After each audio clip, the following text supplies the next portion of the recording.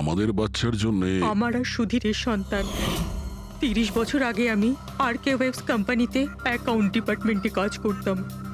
সুধীরের বাবা সেটার মালিক ছিল। ওখানেই সুধীর আর আমার সম্পর্ক হয়েছিল। আর কিছু বোঝার আগেই আমি বুঝতে পারি যে আমি সুধীরের সন্তানের মা হতে চলেছি। তো আপনাদের দুজনের বিয়ে হয়নি? না, হয়নি। সুধীর তো কথা দিয়েছিল, কিন্তু ওর প্যারেন্টস রাজি হয়নি, কারণ আমি ওদের স্টেটাসে ছিলাম না। ওনারা তো সুধীরের বিয়ে অনেক বড়লোক বাড়িতে আর সেম স্টেটাসে করতে চেয়েছিলেন। তারপরে ওর প্যারেন্টস আর ফ্যামিলি খুব চেষ্টা করেছিল ওকে, আমাকে, এমনকি আমার ফ্যামিলিকেও বোঝানোর জন্য যে আমি বাচ্চাটাকে নষ্ট করে দিই। আমিও ঠিক করেছিলাম যে যাই হয়ে যাক আমি আমার সন্তানকে জন্ম দেবই। 15ই মার্চ 1990 সালে আমার সন্তান এই পৃথিবীতে এসেছিল, কিন্তু সেই রাতেই ও মারা গিয়েছিল। যে বাচ্চাটাকে কোলে নিয়ে আদর করছিলাম, ছোট ছোট জামা কাপড় পরাচ্ছিলাম, কিচ্ছু করতে পারিনি আমি। আমি ভেবেছিলাম যে এরকম সময় তো সুধীর আমার পাশে থাকবে, আমাকে সাপোর্ট করবে, কিন্তু ও তো এর আগেই আমার সাথে কথা বলাটাও বন্ধ করে দিয়েছিল। আর ওই মাসেই ও মায়াকে বিয়েও করেছিল। তো সেই জন্যই আপনি আজ অব্দি বিয়ে করেননি আর এখানে একাই থাকেন? হ্যাঁ, সুধীরবাবু আপনার সঙ্গে যা যা করেছেন তার জন্য খুব কষ্ট হয়েছে আপনার। হয়তো খুব ঘেন্না করতেন ওকে। আমার থেকে বেশি ঘেন্নাও কে আর কেই বা করতে পারে। উনি আপনাকে আপনার অধিকার দেয়নি, আপনি সম্পত্তিতে ভাগ চাইলেন, আর যখন সম্পত্তি উনি আপনাকে দিলেন না তখন আপনি রেগে গেলেন আর মেরে দিলেন ওকে। আমি ওকে মারিনি, আর আমি ওকে কেন মারবো? আমি তো চেয়েছিলাম যে ও বেঁচে থাকুক আর সারা জীবন কষ্ট পাক। যেদিন সুধীরবাবু মারা যান সেদিন দুপুরবেলা আপনি কোথায় ছিলেন? আমি বাড়িতেই ছিলাম। আপনার কাছে কোনো উইটনেস বা প্রমাণ আছে? কোনো প্রমাণ নেই। হ্যালো, হ্যাঁ স্যার। ওকে স্যার, হ্যাঁ এখানেই আছেন, আমি বলে দিচ্ছি। হ্যাঁ, ইয়েস স্যার। স্যার সালুমকে স্যার ফরেন্সিকে ডাকছেন তাড়াতাড়ি, বলছিলেন যে কিছু দেখাতে চান। ওকে। তো বিশ্বাসই করতে পারবে না বস, ওই এনভেলপটাকে যখন আমি ভালো করে পরীক্ষা করলাম তাতে কোনো ফিঙ্গারপ্রিন্ট তো পাইনি, কিন্তু ওই এনভেলপ থেকে আমি ডিএনএ এর জন্য স্যাম্পল পেয়ে গেছি। যে ওই চিঠিটা পাঠিয়েছে সে মনে হয় মুখ দিয়ে থুতুর সাহায্যে ওটাকে সেঁটে দিয়েছে। আর এইভাবে ওই এনভেলপ থেকে আমি স্যালাইভা স্যাম্পল পেয়ে গেছি, যার থেকে ডিএনএ টেস্ট করতে পারবো।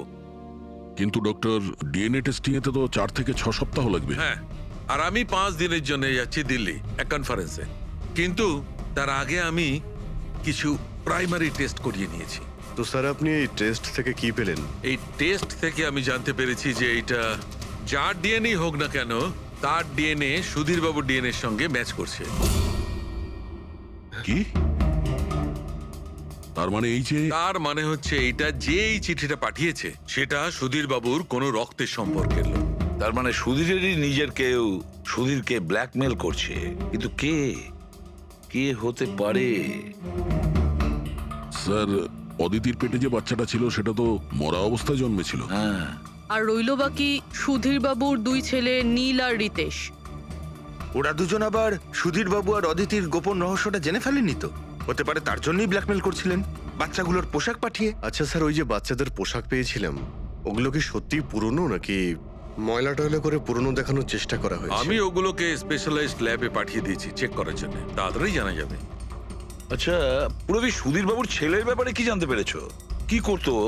স্যার 1 বছর আগে সুধীরবাবু নিজের কোম্পানিতে নিজের ছেলেদেরকেই বোর্ড মেম্বার বানিয়েছিলেন, আর তারপর থেকেই কোম্পানি লসে যেতে শুরু করলো। ওরা কোম্পানির টাকা নিয়ে নিজেরাই নয়ছয় করতো, দামি দামি গাড়ি, প্রচুর শখ মেটাতো, সবকিছু করতো শুধু কাজ বাদ দিয়ে। কিন্তু স্যার সুধীরবাবু তার ছেলেদের খুব ভালোবাসতেন, দুজনের জন্য আলাদা আলাদা বাংলো। আচ্ছা, এটা নয় তো যে ওদের দুজনের মধ্যেই কেউ ওই এনভেলপটা লেটার বক্সে ফেলেছিল? কিন্তু একটা কথা কিছুতেই মাথায় ঢুকছে না, এই ব্ল্যাকমেলিং কেন? আরে ভাই, টাকার জন্য। কোম্পানি ডুবে যাচ্ছিল। কারেক্ট। কোম্পানি কাঙাল হওয়ার আগে যা কিছু গুছিয়ে নিতে পারো গুছিয়ে নাও।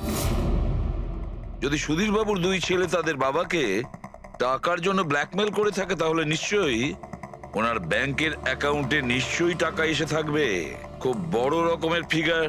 একটা কাজ করো, এই দুজনের পার্সোনাল অ্যাকাউন্ট, কোম্পানি অ্যাকাউন্ট সব চেক করো, দেখো কোনো বড় অ্যামাউন্ট এসেছিল কিনা। স্যার স্যার কিছু পেয়েছি স্যার। আরকে উইপস ইন্ডাস্ট্রি থেকে কোটি টাকা ট্রান্সফার হয়েছে স্যার। কার অ্যাকাউন্টে ট্রান্সফার হয়েছে? 1 মিনিট দেখছি। এগুলো রিতেশ আর নীলের অ্যাকাউন্টই হবে। না স্যার, প্রাইভেট অ্যাকাউন্ট, রেচেলের নামে। কোন টাকা? আপনারা কি নিয়ে কথা বলছেন? আমি কিচ্ছু জানি না। কোন টাকা? সেই টাকাটা যেটা আরকে উইপস এর অ্যাকাউন্ট থেকে তোমার অ্যাকাউন্টে ট্রান্সফার হয়েছে। এবার কিছু মনে পড়েছে? ওটা ওটা তো আমার স্যালারি। আমি ওখানে কাজ করতাম। স্যালারি? 11 কোটি স্যালারি? হ্যাঁ, তাও আবার 2 সপ্তাহের। ওই হিসাবে তো তোমার মান্থলি স্যালারি 22 কোটি টাকা হবে। কি কাজ কি করো তুমি? ব্ল্যাকমেলিং এর কাজ। তুমি আর রিতেশ দুজন মিলে সুধীর বাবুকে ব্ল্যাকমেল করছিলে। দেখো রিচেল, আমরা খুব ভালো করেই জানি যে তুমি আর কে কোম্পানিতে একদিনের জন্যও কাজ করনি। এবার পরিষ্কার করে সত্যিটা বলবে নাকি? রিতেশ কিন্তু আর নেই, তাই যত শাস্তি সব তোমাকেই কিন্তু পেতে হবে। ব্ল্যাকমেলিং আর এক্সটর্শনের শাস্তি জানো তুমি? আমি কাউকে ব্ল্যাকমেল করিনি। তাহলে সুধীর বাবু কি তোমাকে 11 কোটি টাকা এমনিই দান করে দিলেন? সুধীর আঙ্কেল তো ওই টাকা ট্রান্সফারই করেননি। তাহলে কে করেছিল? আমার বয়ফ্রেন্ড রিতেশ। ও আমাকে বলেছিল যে ওর কোম্পানির টাকা ও কিছুদিনের জন্য অন্য কোথাও রাখতে চায়। অন্য কোথাও? কেন? জানি না, আর আমি জিজ্ঞাসাও করিনি। তুমি রিতেশকে জিজ্ঞাসা করনি, আর যখন রিতেশ মারা গেল তখন পুলিশকেও বলনি। আমি ভেবেছিলাম যে রিতেশ তো আর বেঁচে নেই, তাই তাই টাকাগুলো আমি রেখে দিই। কেউ কি করে জানতে পারবে? কিন্তু সুধীর বাবুর ফ্যামিলিকে মারতে পারে কারা? পরি তো ভিডিও বানাচ্ছিল, আর জাহ্নবী অসুস্থ ছিল, আর জগন্নাথ নিজের ফ্যামিলির সঙ্গে ফিল্ম দেখছিল। কিন্তু অদিতির ব্যাপারে আমি কিছুই বুঝতে পারছি না। কিন্তু কে হতে পারে যে সুধীর বাবুকে এনভেলপ পাঠায়, ওই প্যাকেটটা পাঠায়? সে কে? ওর নামটা সুধীর বাবু উইলে লিখতে চেয়েছিলেন, কিন্তু লেখেননি। সে কে?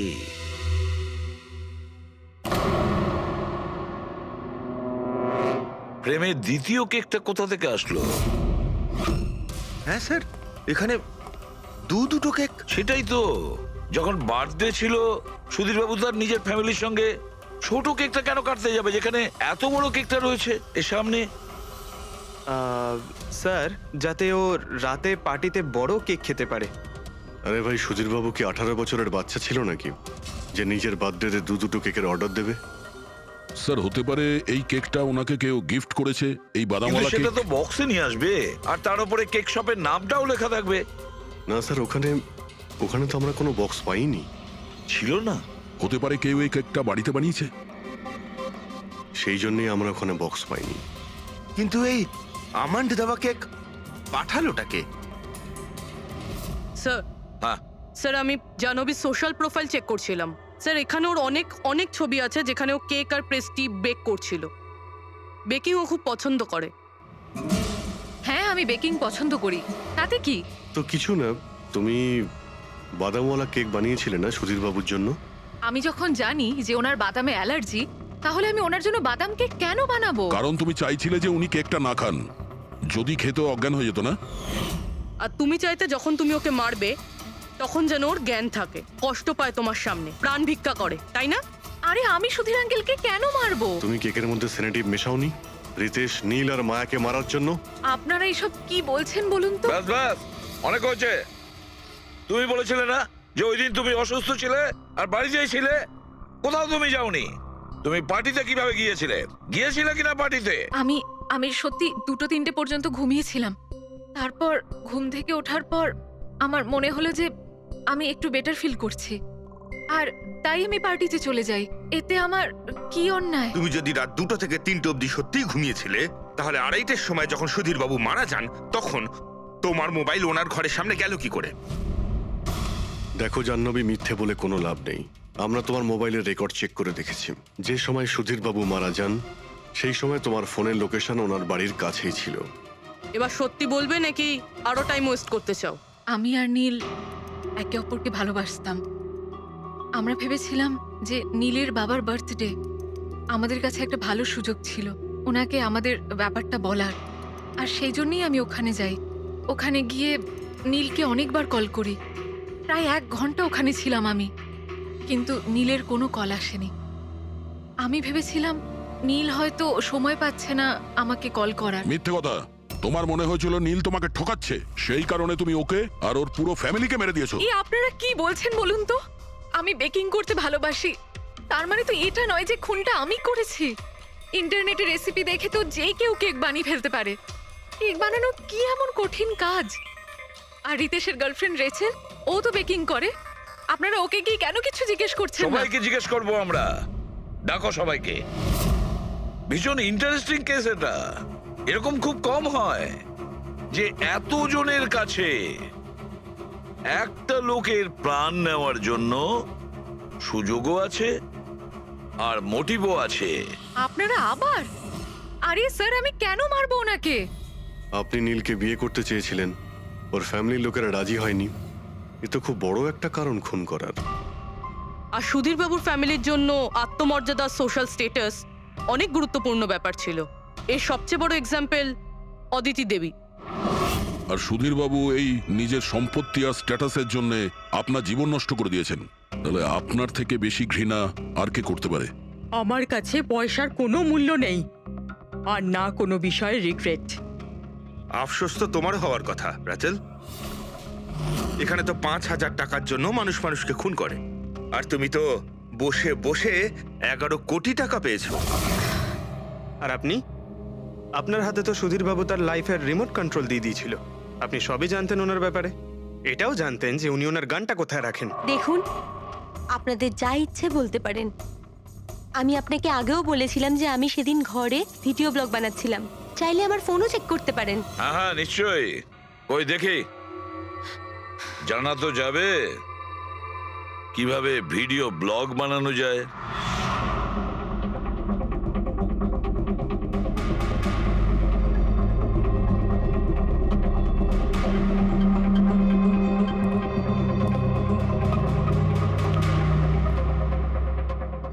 স্যার, এখন আপনি বিশ্বাস করেছেন তো যে সেদিন আমি নিজের ঘরে DIY ভিডিও বানাচ্ছিলাম? DIY তার মানে? Do it yourself.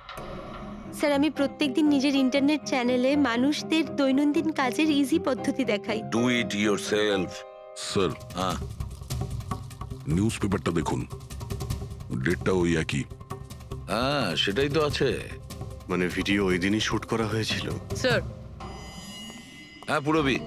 স্যার আমি মেমোরি কার্ডের ডেট আর টাইম চেক করেছি। এই ভিডিওটা ওই দিনই তৈরি করেছিল, 2টো থেকে 4টের মধ্যে। আচ্ছা, আর স্যার, ওরির মোবাইল লোকেশন ক্রস চেক করেছিলাম আমরা, তাতে দেখলাম ও সেদিন বাড়িতেই ছিল। পুরবি একটা কাজ করো, এই 4 জন লেডিসকে আলাদা ঘরে বসাও। স্যার হুম। চলো।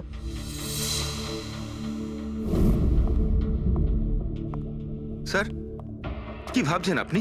সমস্ত প্রমাণ তোর পক্ষেই দেখছি। এই কেসটা তো আমি অন্ধকারে ডুবে যেতে দেখছি। ঠিক একটা কথা তো পরিষ্কার, যখন অন্ধকার হয় তখন কোনো ছায়া পড়ে না। কিন্তু আমার মনে হয় এই পুরো কেসটাই ছায়ারই খেলা। সানডাইল জানো তো?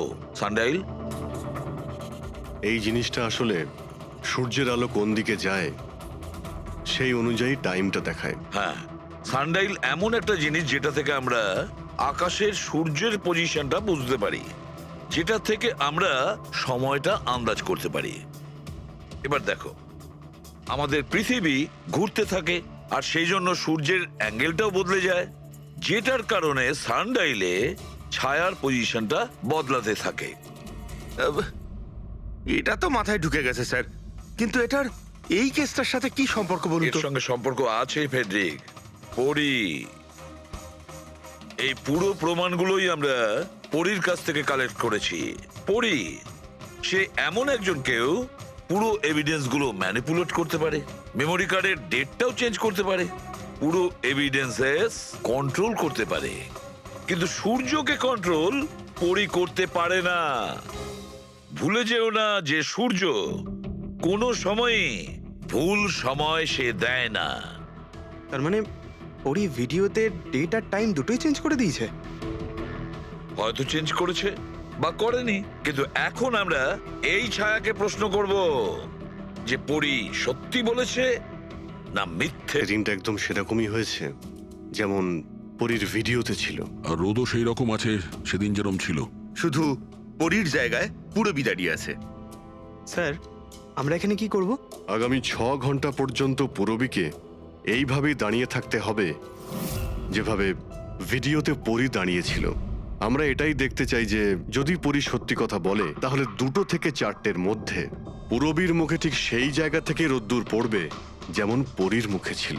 আর স্যার যদি আমার ছায়া পরীর ছায়ার সাথে ম্যাচ না করে তো? তো দেখতে হবে। ক্যামেরা অন করো।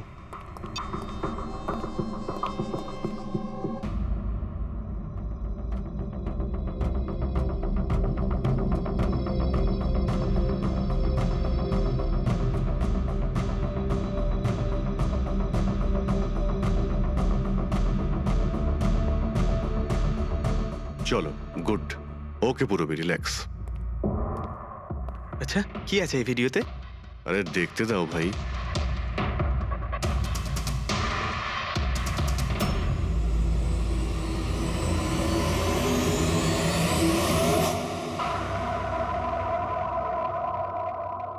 তো সকাল 11টা থেকে 1টার মধ্যে তুমি ওই ভিডিওটা রেকর্ড করেছিলে। আর তুমি খুব চালাকির সাথে ভিডিও ডেট আর টাইম চেঞ্জ করে দিয়েছো। মেমোরি কার্ডের ডেট আর টাইম বদলে দিয়েছিলে, নিজের মোবাইল ফোনটা বাড়িতে রেখে দিয়েছিলে যাতে আমরা ওখানকার লোকেশন পাই।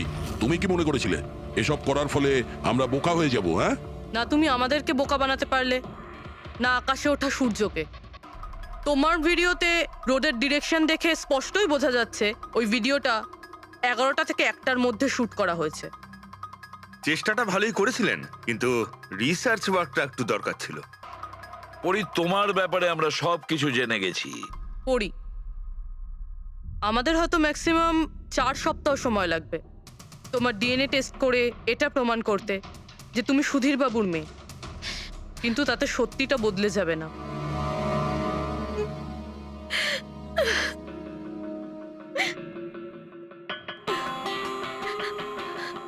আমি ওনাকে মারতে চাইতাম না, একদমই মারতে চাইতাম না ওনাকে। আমি তো শুধু এইটুকু চাইতাম যে উনি আমাকে স্বীকার করুক। ছোট থেকে এখনো অবধি আমি অনাথ আশ্রমে বড় হয়েছি, তার জন্য একটা ফ্যামিলি চাইতাম আমি। তুমি সুধীর বাবুর ব্যাপারে জানতে পারলে কিভাবে? ওই আমার ছোটবেলার জামা কাপড়ের জন্য। ওই জামা কাপড়ে হসপিটালের কার্ড ছিল, উনি ওটা বের করতে ভুলে গেছিলেন। ওই কার্ডে বাবার নাম্বারও ছিল।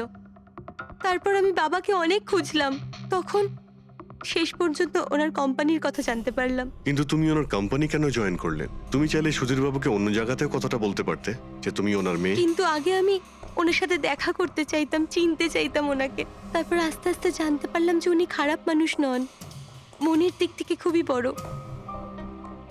তখন আমি ভাবলাম যে হয়তো ওই সময় ওনার অবস্থা খুব খারাপ ছিল, তাই অনাথ আশ্রমে দিয়েছিল আমাকে।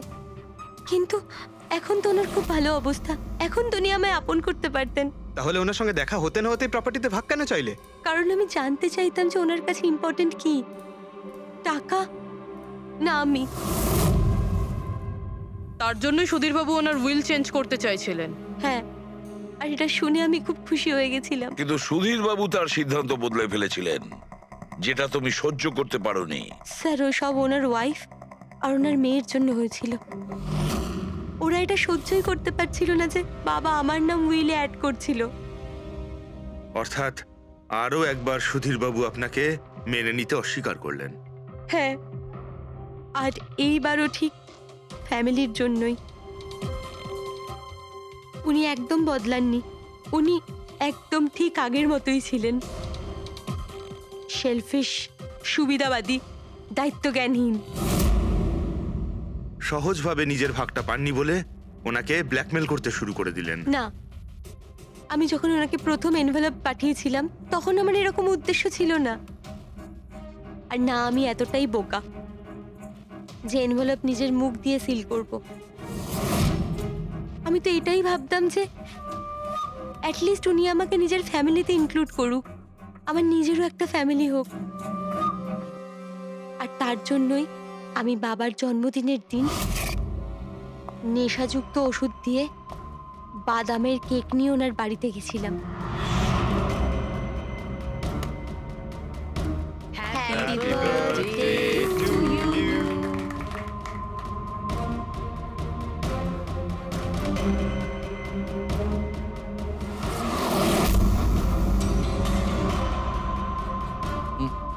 আমার অ্যালার্জি আছে।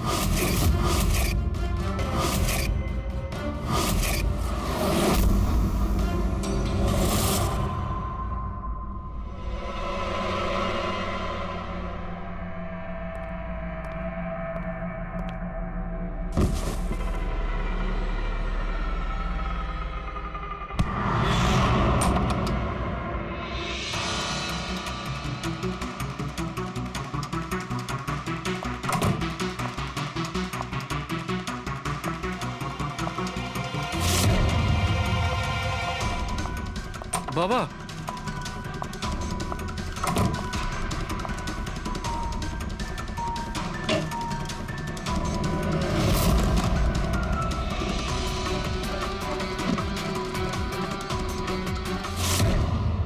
তুমি সুধীরবাবুর পুরো ফ্যামিলিকে মারতে চেয়েছিলে না? তোমার লক্ষ্য পূরণ হয়েছে। এবার তোমার সঙ্গে ওনার ফ্যামিলির লাস্ট মেম্বারও শেষ হয়ে যাবে। জেল যাওয়ার আগে আমরা তোমার সঙ্গে কারোর সঙ্গে দেখা করিয়ে দিতে চাই।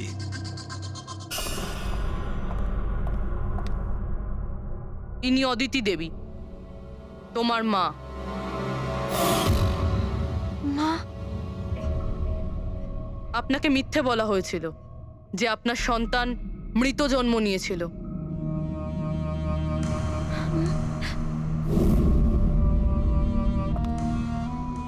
মা,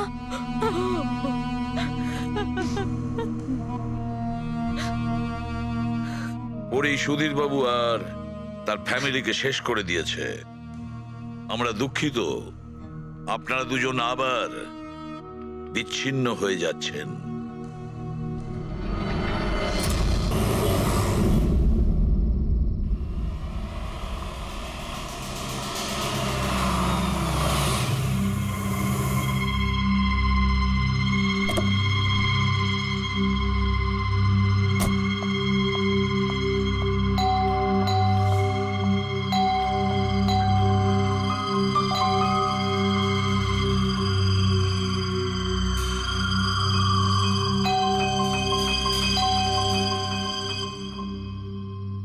আমাদের পার্টিতে ডেকে নিজে ঘুমিয়ে পড়েনি তো?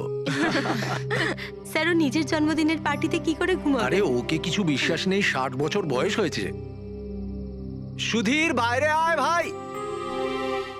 হ্যালো। পার্টি আজকেই তো নাকি কাল?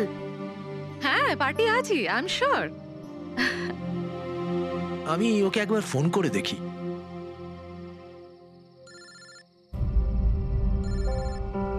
ভেতর থেকেই তো রিং শোনা যাচ্ছে, তাহলে কেউ গেট খুলছে না কেন? তাহলে ভিতর থেকে কেউ দরজা কেন খুলছে না?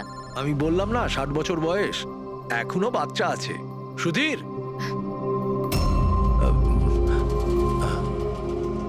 পিছনে জানলার দিকে গিয়ে দেখি। হ্যাঁ হ্যাঁ স্যার, চলুন। চলুন ওদিকে।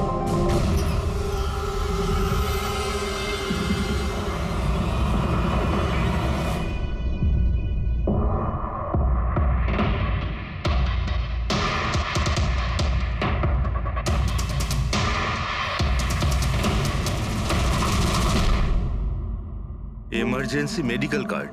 এনার আমন্ড আর শেলফিশে অ্যালার্জি আছে।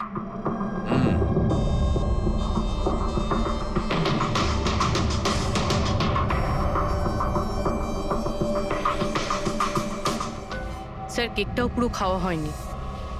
এই দেখুন, মনে হচ্ছে কেক কাটার কিছুক্ষণের মধ্যেই এরা সবাই মারা গিয়েছেন।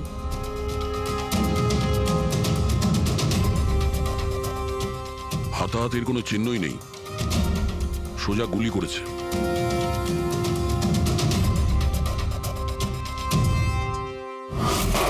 এইভাবেই গুলি চালিয়েছে।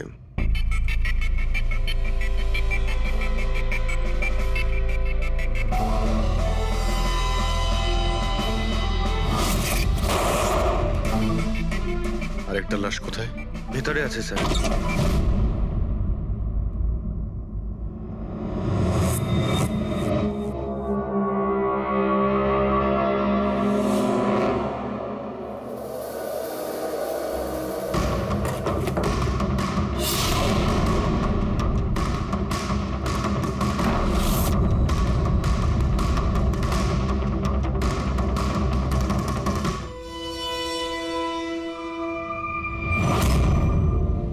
গান কেস,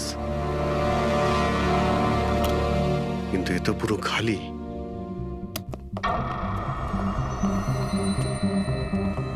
তবে স্যার, এই ঘটনা ঘটেছে কতক্ষণ হয়েছে? এই 4 জনের মৃত্যুই কালকে দুপুর 2টো থেকে 4টের মধ্যে হয়েছে। এরা কে কিছু জানতে পারলে? হ্যাঁ স্যার, উনি সুধীর বাবু, আর কে উইপস ইন্ডাস্ট্রির চেয়ারম্যান। ওর বড় ছেলে নীল, আর এ ওর ছোট ছেলে রিতেশ। আর ভিতরে যে আছে সে সুধীর বাবুর স্ত্রী মায়া। স্যার, নীল আর রিতেশ দুজনেই আর কে উইভস কোম্পানির বোর্ড মেম্বার ছিল, কিন্তু কোম্পানির অবস্থা খুবই খারাপ ছিল, বন্ধ হওয়ার জোগাড়। প্রচুর ধার বাকি হয়ে গেছিল, আর বাজারের ধারও মেটাতে পারছিল না, সমস্যা বেড়েই চলেছিল। তাহলে এখানে সেলিব্রেশন কি জন্য হচ্ছিল? স্যার, সুধীর বাবুর 60তম জন্মদিন ছিল। বার্থডে সেলিব্রেট করছিল? তাহলে নিশ্চয়ই আরো অনেকে এসেছিল। অফিসের কিছু লোক এসেছিল স্যার, আর ওদেরকে জিজ্ঞাসাবাদ করে ছেড়ে দিয়েছি। এরা সবাই এখানে একসাথে থাকতো কি? না না স্যার, এখানে তো শুধু সুধীরবাবু আর মায়া থাকতেন। সুধীরবাবু নীল আর রিতেশের জন্য আলাদা আলাদা বাংলো কিনে রেখেছিলেন, এরা দুজন ওখানেই থাকতো। আজকে তারা বাবার জন্মদিন পালন করতে এসেছিল। স্যার, সন্ধেবেলায় অনেক বড় একটা পার্টি হওয়ার কথা ছিল। কেক কাটার কিছুক্ষণের মধ্যেই সবাই মারা যায়। পার্টি প্ল্যান যারা করেছিল সেই টিমটা এসেছিল, কিন্তু কেউ দরজা খোলেনি দেখে চলে গিয়েছিল। বাস, আমার মনে হচ্ছে না যে কেউ বাইরে থেকে এসেছিল। যা কিছু ঘটেছে এই 4 জনের মধ্যেই ঘটেছে। কিন্তু বাড়িতে তো কোনো চাকর অবশ্যই থাকবে। আছে তো, চাকর আছে তো, কিন্তু তারা গ্রামে গেছে। সুধীরবাবু শুধু আজকের জন্য একজন সার্ভেন্ট হায়ার করেছিলেন, সে কাল সকালে কাজ করে গেছিল, আর পার্টি শেষ হওয়ার পরে আজকে এসে পরিষ্কার করার কথা ছিল। পার্টি শেষ হওয়ার আগেই সবকিছু শেষ হয়ে গেছে। মনে তো হচ্ছে এটা মার্ডারই। সরি ডক্টর সালুকে, আমার এটা মনে হচ্ছে যে এই 4 জন ছাড়াও এখানে আরো একজন ছিল, যে বাইরে থেকে ভেতরে এসেছিল। একটু মন দিয়ে দেখো, এখানে কোনো হাতাহাতির কোনো চিহ্ন নেই, আর প্রত্যেকটা জিনিস নিজের জায়গাতেই আছে। এটা মনে হচ্ছে যে কেউ কেকের মধ্যে কিছু মিশিয়ে দিয়েছিল, যেটা খেয়ে এরা 4 জনই অজ্ঞান হয়ে গেছিল। তারপরে ওই 5 নম্বর লোকটা বাড়ির মধ্যে ঢুকলো, এসে সবাইকে গুলি করে দিল। এটা বস 100% মার্ডার। মার্ডার আর সুইসাইডও। আচ্ছা, তোমরা তো নিশ্চিতভাবে কি করে বলছো? স্যার, এই দেখুন, বাকি 3টে লাশের কাছে স্ট্রাগলের কোনো চিহ্ন মাত্র নেই, শুধুমাত্র সুধীর বাবু ছাড়া। এনার পা ভাঁজ হয়ে রয়েছে, অনেকটা ব্লাডও বেরিয়েছে। আমার মনে হয় যখন ওনার গুলি লাগে তখন উনি বেঁচে ছিলেন। যদি উনিও কেক খেয়ে বাকিদের মতো অজ্ঞান হয়ে থাকতেন, তাহলে ওদের মতোই পড়ে থাকতেন। ইনি প্রথমে 3 জনকে গুলি করেন আর তারপর সুইসাইড করেন, এরকম মনে হচ্ছে। যদি এটাই হয়তো তাহলে যে বন্দুক দিয়ে গুলি করা হয়েছিল সেটা কোথায়? সেটা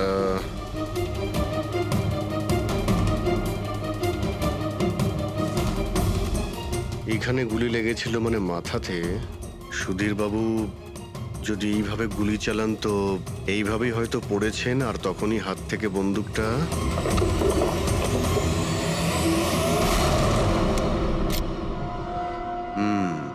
এই হলো বন্দুক। স্যার, এই দেখুন, রিতেশের ফোনটা পেলাম। স্যার, ও কেক কাটার কিছুক্ষণ পরেই নিজের সোশ্যাল পেজে এই সেলফিটা পোস্ট করেছে। বলছিলাম না, এখানে পঞ্চম ব্যক্তি থাকতেই পারে না। কিন্তু বুঝতে পারছি না কেন, আমার এখনো সন্দেহ আছে। দেখুন, সন্দেহ করা তো আমাদের কাজ। একটা কাজ করে যতগুলো এভিডেন্স আছে, যতগুলো জিনিস আছে, সব বিউরোতে নিয়ে যাই, দেখি এসিপি স্যার কি বলেন।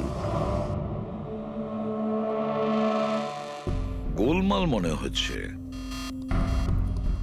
বস, আমি ওদের পেটের মধ্যে কেকের টুকরো পেয়েছি। ওই যে কেক ওরা খেয়েছিল, ওই কেকের মধ্যে সেনেটিভ মেশানো ছিল, নেশার ওষুধ। সেনেটিভ? 3 জন খেয়েছে আর অজ্ঞান হয়ে গেছে। 4 জনই? না, 3 জন। নীল, রিতেশ আর মায়া, ওদের 3 জনের পেটের মধ্যেই শুধু কেকের টুকরো পাওয়া গেছে। তার মানে সুধীর বাবু ওই কেকটা খাননি? না দয়া, সুধীর শুধু একজনই ছিল যে গুলি চলবার সময় অজ্ঞান হয়নি। কি? সুধীরবাবু নিজের জন্মদিনে এই কেক খাননি? খায়নি, কারণ ওই কেকের মধ্যে বাদাম মেশানো ছিল। কিন্তু স্যার ওনার বাড়ির লোকের তো নিশ্চয়ই জানা আছে যে ওনার বাদাম থেকে অ্যালার্জি ছিল। এক্স্যাক্টলি। তাহলে এই কেক আনলো কেন? অদ্ভুত ব্যাপার। সুধীরবাবুর বার্থডে ছিল আর কেক ওই তিনজনে খেয়েছিল। কেক তিনজনে খেয়েছিল, কিন্তু ওখান থেকে যে বন্দুকটা পাওয়া গেছে তাতে 4টে গুলি খরচ হয়েছে, যেগুলো এদের গায়ে লেগেছে। অদ্ভুত ব্যাপার যে ওর ওপর সুধীরের আঙুলের ছাপ আর আছে। ওই বন্দুকটাও তো সুধীর বাবুর নামেই রেজিস্টার করা। তো সুধীরবাবু প্রথমে ওই তিনজনকে গুলি করে আর তারপর নিজে সুইসাইড করে। কিন্তু কেন? ঝামেলা এড়ানোর জন্য। ব্যবসা ডুবে যাচ্ছে, ধার দেনা বেড়ে যাচ্ছে, এই জন্য নিজের সঙ্গে পুরো ফ্যামিলিটাকেই মেরে ফেলে। আর কি কারণ হতে পারে? হ্যাঁ স্যার, তাই তো মনে হচ্ছে। সুধীরবাবু ইচ্ছে করেই ওই বাদামওয়ালা কেক নিয়ে এসেছিল যাতে ওনাকে না খেতে হয়, আর উনি সেনেটিভ মিশিয়ে ওই কেকটা সবাইকে খাইয়ে দেন। আর অজ্ঞান হওয়ার পরে তাদের মেরে ফেলে নিজেও আত্মহত্যা করেন। রবি, ওই রিতেশ যেটা ফটো আপলোড করেছিল না নেটে, সেটা একটু খোলো তো। কটার সময় তুলেছিল এই ফটোটা? স্যার 2:05 আর আপলোড করেছিল? স্যার 2:07। সালুকে একটা কথা বলো, কেক খাওয়ার কতক্ষণ পরে ওরা অজ্ঞান হয়েছিল? 20 থেকে 25 মিনিট। মানে 2:30 না 2:35? আমার মনে হয় ওরা সবাই ওই সময়ই মারা গিয়েছিল, 2:30 থেকে 2:45-র মধ্যে। মানে সবকিছু ঘটেছে ওই 40 মিনিটের ভেতরেই। 1 মিনিট, ওই দেখো, ওই ছায়াটা কার? ওই শ্যাডো? এই চারজন তো এখানে দাঁড়িয়েছিল, তাহলে ছায়া ওখানে গেল কি করে? সেটা ওখানে গিয়েই দেখতে হবে। এই শ্যাডোটা কার ছিল? 2:04। পর্দার পজিশন একদম ঠিক আছে তো? একদম স্যার। পজিশন নিয়ে নি। রেডি? 2:05 ইয়া।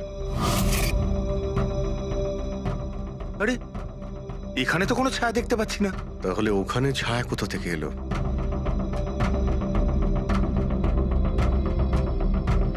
রোদটা এই দিক থেকেই আসছে। পুরবি, তুমি ওইখানটা গিয়ে দাঁড়াও তো।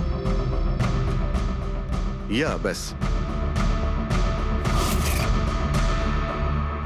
হ্যাঁ, এইখানে ছায়াটা দেখা যাচ্ছে, ঠিক যেমনটা ওখানে ছিল, সেম টু সেম। আমি ঠিকই বলেছিলাম, এখানে কোনো 5 নম্বর লোক ছিল। আর সে ওখানেই দাঁড়িয়েছিল যেখানে আমি দাঁড়িয়েছিলাম। এই সেই লোকটাই হবে যে সুধীরবাবু আর তার পরিবারকে মেরেছে। আর সে আমাদের অলমোস্ট ধোকা দিয়ে দিয়েছিল যে এটা মার্ডার কাম সুইসাইড। আর ওর ছায়াই ওকে ধোকা দিয়ে দিয়েছে। কিন্তু স্যার আমরা এই ছায়ার মাধ্যমে খুনি অবধি পৌঁছবো কি করে?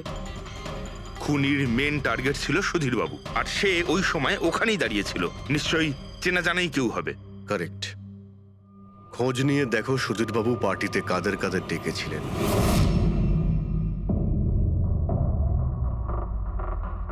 স্যার আমি পড়ি। তুমি সুধীরের এক্সিকিউটিভ অ্যাসিস্ট্যান্ট? হ্যাঁ স্যার আমি Jahnavi. Marketing head. Yes sir. হ্যাঁ স্যার, আমি জগন্নাথ, আমি কোম্পানির লয়ার। আর সুধীরবাবুর পার্সোনাল লয়ারও। আগে হ্যাঁ, কিন্তু আপনারা আমার কাছে কি জানতে চাইছেন? সুধীরবাবুর কোম্পানিতে প্রায় 300 লোক কাজ করতেন, কিন্তু উনি পার্টিতে শুধু আপনাদের 3জনকেই ডাকলেন। এরকম কিসের বিশেষ সম্পর্ক ছিল আপনাদের সঙ্গে সুধীরবাবুর? স্যার, আমি আগেও বলেছি যে আমি ওনার এক্সিকিউটিভ অ্যাসিস্ট্যান্ট। তো একজন এক্সিকিউটিভ অফিসারের সঙ্গে এতটা পার্সোনাল রিলেশনশিপ? স্যার আমি ওনার শুধু কাজই না, বরং ওনার পার্সোনাল লাইফও ম্যানেজ করতাম। আই মিন পার্সোনাল আর প্রফেশনাল দুটোই। আর ওই দিনও আমি পার্টি ম্যানেজ করতে গেছিলাম, সেলিব্রেট করতে না। আর উকিলবাবু আপনি? স্যার আমি আর সুধীর হলাম ছোটবেলাকার বন্ধু। ওর বার্থডে আর আমি যাব না, এটা কি করে হতে পারে? আর আপনি, আপনাকে কেন ইনভাইট করেছিল সুধীরবাবু পার্টিতে? স্যার আমাকে সুধীর স্যার না, নীল ইনভাইট করেছিল। আমি আর নীল খুব ভালো বন্ধু ছিলাম। I see. তো আপনি ওনার পুরো শিডিউল ম্যানেজ করতেন। হুম। তো এই বার্থডে পার্টির দিন কেউ কি আসার কথা ছিল? কোনো মিটিং রেখেছিলেন আপনারা? স্যার ওই দিন ব্যাংক হলিডে ছিল, তার জন্য কোনো মিটিং বা অ্যাপয়েন্টমেন্ট ছিল না। আর ওনার বার্থডে ছিল, তাই উনি পুরো দিন ওনার ফ্যামিলির সাথেই কাটাতে চাইতেন। দুপুর 2 থেকে 3টের মধ্যে আপনারা কোথায় ছিলেন? স্যার আমি তো আমার বাড়িতেই ছিলাম, ভ্লগ বানাচ্ছিলাম। V blog? Video blog. আমার একটা ইন্টারনেট চ্যানেল আছে যেখানে আমি ভিডিও বানিয়ে আপলোড করি। স্যার আমি বাড়িতে ঘুমোচ্ছিলাম, আমার শরীরটা ঠিক ছিল না। স্যার আমি আমার ফ্যামিলির সাথে ফিল্ম দেখতে গিয়েছিলাম। আচ্ছা, কিছুদিনের মধ্যে সুধীরবাবুর ব্যবহারে কোনো পরিবর্তন দেখেছিলেন আপনারা? হ্যাঁ স্যার, আমি একটা জিনিস নোটিস করেছিলাম।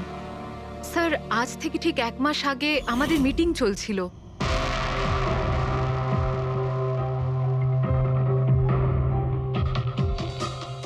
স্যার, কি ব্যাপার, ভেতরে এসো।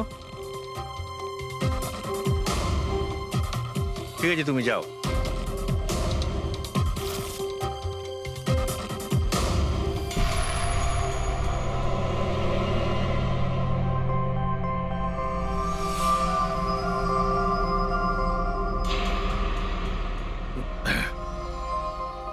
Sorry gentleman, meeting is over. বাচ্চাদের পোশাক? Yes sir. আচ্ছা, আর কিছু নোটিস করেছিলেন আপনারা? কোনো কোনো অদ্ভুত কিছু? হ্যাঁ স্যার, এই 2 সপ্তাহ আগে উনি আমাকে বলেছিলেন যে উনি ওনার দলিল চেঞ্জ করতে চান। উইল বদলাতে চাইছেন কেন? জানি না স্যার, ওনার দলিলে 3 জন মানুষের নাম ছিল, একজন ওনার স্ত্রী মায়া আর 2 জন ওনার ছেলে, কিন্তু উনি চতুর্থ একজনের নাম জুড়তে চাইছিলেন, অ্যাড করতে কি চাইছিলেন। কি নাম ছিল ওই চতুর্থ জনের? ওনার নাম তো উনি বলেননি। আপনি কি উইলটা বদলেছিলেন? আসলে আমি পেপার সব তৈরি করে দিয়েছিলাম, ব্যাস নাম ভরে ওতে সুধীরকে সই করতে হতো। জানি না কি হলো, হঠাৎ নিজের বার্থডের কিছুদিন আগে ও আমাকে বলল যে দলিল বদলাতে চায় না, ওই পুরনো দলিলটাই থাকবে। ঠিক আছে, এই চতুর্থ ব্যক্তি আবার কোথা থেকে এলো, যার নাম সুধীরবাবু নিজের উইলে ইনক্লুড করতে চেয়েছিলেন? সুধীরজির মৃত্যুর এই চতুর্থ জনের সঙ্গে কোনো কানেকশন থাকতে পারে। আমার তো এটাই কিছুতে মাথায় ঢুকছে না। বাচ্চাদের পোশাক কেউ কাউকে কেন পাঠাতে যাবে? বাচ্চাদের জামা কাপড় পাঠানো হয়েছিল, তাহলে ওই এনভেলপটা কোথায় গেল? সুধীরবাবুর রুমটা তো আমরা ভালো করে চেক করেছি, ওখানে তো কিছুই পাইনি আমরা। বাড়িতে নয় তো অফিসে?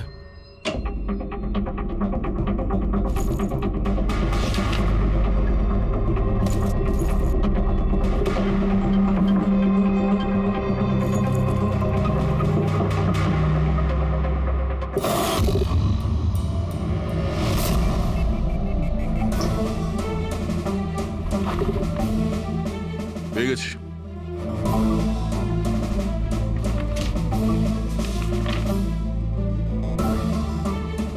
আরে, এতে তো দেখছি কোনো পোস্টাল স্ট্যাম্প বা যে পাঠিয়েছে তার নামই নেই। তাহলে পার্সেল এখানে পৌঁছলো কি করে? মনে হচ্ছে এই এনভেলপটা সোজা কেউ কোম্পানির পোস্ট বক্সে ঢেলে দিয়েছিল।